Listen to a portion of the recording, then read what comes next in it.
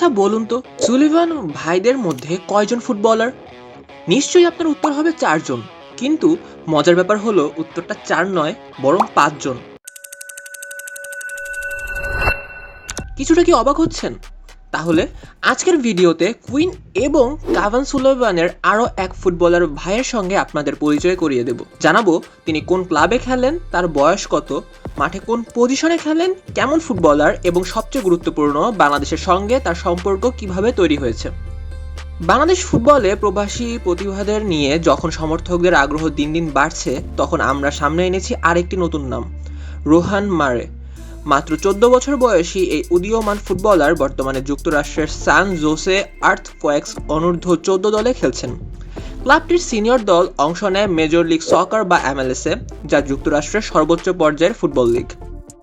ছোটবেলা থেকেই প্রতিযোগিতামূলক পরিবেশে বেড়ে ওঠা রোহানকে ভবিষ্যতের সম্ভাবনাময় প্রতিভা হিসেবেই দেখা হচ্ছে। মাঠে রোহান মূলত রাইট উইঙ্গার এবং সেন্টার ফরওয়ার্ড হিসেবে খেলেন। তার গতি, ড্রিবলিং, আক্রমণাত্মক মানসিকতা এবং গোল করার প্রবণতা ইতিমধ্যেই অনেকের নজর কেড়েছে। বয়স মাত্র ১৪ হলেও নিজের পারফরমেন্স দিয়ে তিনি ধীরে ধীরে আলোচনায় আসছেন। তবে রোহান মারে সম্পর্কে সবচেয়ে আকর্ষণীয় তথ্যটি ফুটবলের চেয়েও বড়, তার পারিবারিক শিকড়। তিনি বাংলাদেশের ফুটবল প্রেমীদের কাছে পরিচিত সুলিভান ব্রাদার্সদের সেকেন্ড কাজিন। রোহানের নানি এবং সুলিভান ভাইদের নানি সুলতানা আলম ছিলেন আপন বোন। রোহানের পারিবারিক ইতিহাসও বেশ চমকপ্রদ।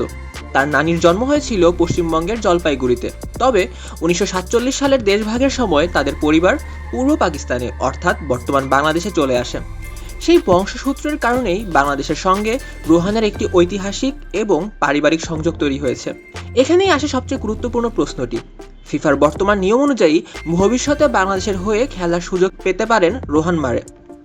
যদিও এ বিষয়ে এখনও কোনো আনুষ্ঠানিক ঘোষণা বা সিদ্ধান্ত নেই, তবুও সম্ভাবনার দরজা পুরোপুরি খোলা রয়েছে। ইতিমধ্যেই বাংলাদেশ ফুটবলে প্রবাসী খেলোয়াড়দের অন্তর্ভুক্তি নতুন আশার জন্ম দিয়েছে। জামাল ভুঁইয়া, হামজা চৌধুরী, শামিত সোমরা আস্থার প্রতিদান দিয়ে যাচ্ছেন।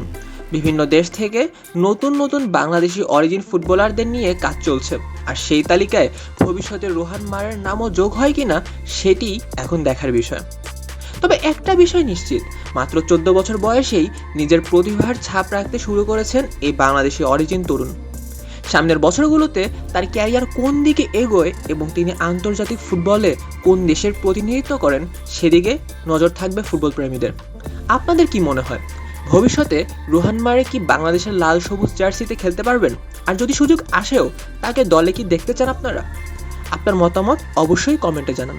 আর এমন আরও বাংলাদেশি অরিজিন ফুটবলারদের গল্প জানতে ভিডিওটি ভালো লাগলে লাইক দিন এবং চ্যানেলটি সাবস্ক্রাইব করতে ভুলবেন না।